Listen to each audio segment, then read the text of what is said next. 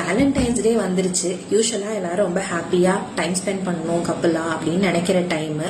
முன்னாடிலாம் இது ஒரு ரீட்டைல் மார்க்கெட்டு, ஒரு ப்ரெஷர் பண்ணுவாங்க. ஒரு ஐடியல் வேலண்டைன்னு சொல்லிட்டு அது ஒரு ப்ரெஷர் பண்ணி நம்ம கிஃப்ட்ஸுக்கு ஸ்பெண்ட் பண்ணணும், கிரீட்டிங் கார்டுக்கு ஸ்பெண்ட் பண்ணணும், மூவிக்கு ஸ்பெண்ட் பண்ணணும்னு சொல்லி நம்மளோட ரீட்டைல் மார்க்கெட்டை யூஸ் பண்ணுறாங்கன்னு சொல்லுவாங்க.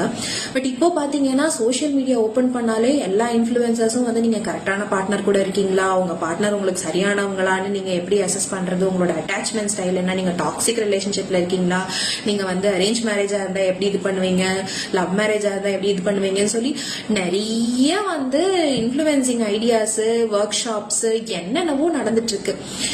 வேலண்டைன்ஸ் டேன்றது ஜஸ்ட் another டே, ரைட்டா? அது ஒரு செலிப்ரேஷன் ஆஃப் லவ்னு எடுத்துக்கிட்டா எடுத்துக்கோங்க, இல்லையா அதை நார்மல் டேவா கன்சிடர் பண்ணிட்டு விட்டுருங்க.